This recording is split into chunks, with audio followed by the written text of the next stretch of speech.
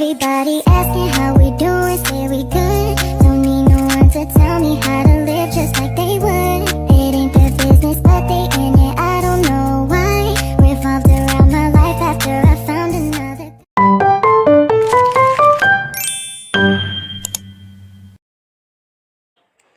Hello everyone!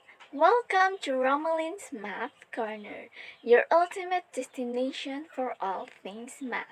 I'm Romalin ENCIO, and I'm thrilled to embark on this mathematical journey with you. So, in this vlog, we'll explore the fascinating world of mathematics. So, at this point, we will discuss about dividing polynomials. So, dividing polynomials is a mathematical operation that involves dividing one polynomial by another. To divide polynomials, you can use long division or synthetic division, depending on the complexity of the polynomials involved. So, for long division of polynomials, you divide the polynomial in a similar way to dividing numbers, but with variable and exponent. So, the process involves dividing the highest degree term of the dividend by the highest degree term of the divisor. Then, multiply the divisor by the result and subtracting it from the dividend. So this process is repeated until the degree of the remainder is less than the degree of the divisor. So here's the provided example of long division for dividing polynomials. So first, set up the division. So, second, divide the first term of dividend by the first term of the divisor. So, our first term of the dividend is 3x cubed. Divide into the first term of the divisor, which is x. So, 3x cubed divided by x is equal to 3x squared.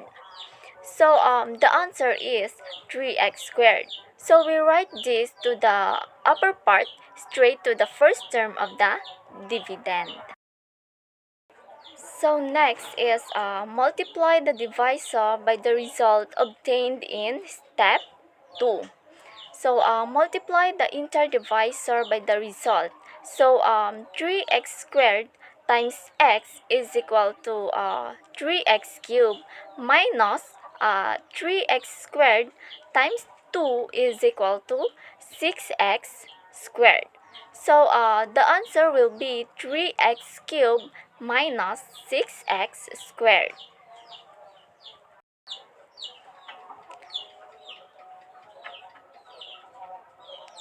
So next, step 4, subtract the result from the dividend. Okay, so subtract 3x cubed minus 6x squared from 3x cubed minus 2x squared to get a 4x squared. Then bring down the next term, which is 5x.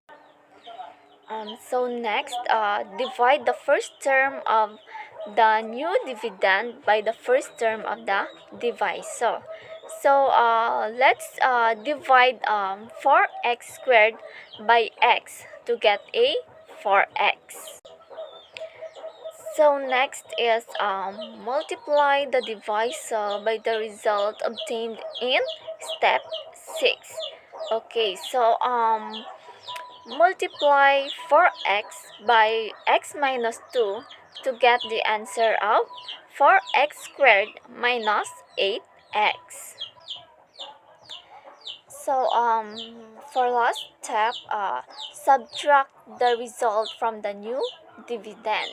So same on the step 4, subtract the result from the new dividend. So subtract 4x squared minus 8x from 4x squared plus 5x to get the answer of 13x minus 4.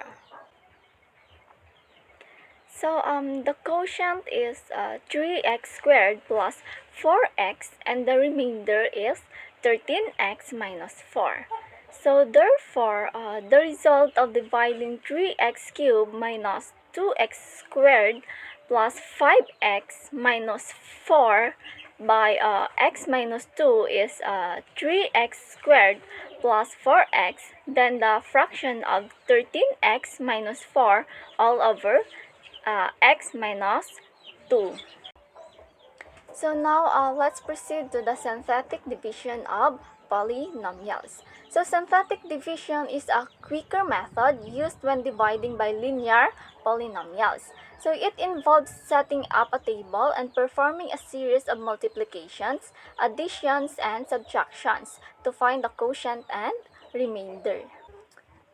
So, for example of synthetic division of dividing polynomials, so let's divide 2x cubed minus 5x squared plus 3x plus 7 by x minus 2. So, here's the following steps as per explained above to divide the polynomials given.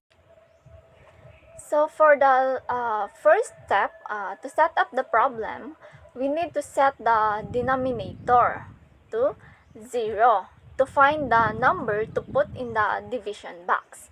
Then, the number is written in descending order. And if any terms are missing, we need to use a 0 to fill in the missing term. So at last, list only the coefficient in the division problem. For step 2, the problem is set up perfectly. Bring the first number or the leading coefficient straight down.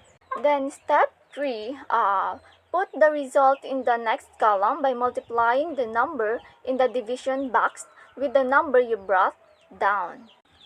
So step 4, write the result at the bottom of the row by adding the two numbers together. So step 5, until you reach the end of the problem, repeat step 3 and 4. So for the last step, which is step 6, write the final answer. So the number in the bottom row with the last number being the remainder. And the remainder which is written as a fractions to make the final answer. So the variables shall start with 1 power less than the real denominator and go down 1 with each term. So that's it for now. I hope you learned something from me. So remember, in both math and life, dividing and conquering can lead to clarity and success. So again, this is Ramelin ENCIO, your soon-to-be math teacher.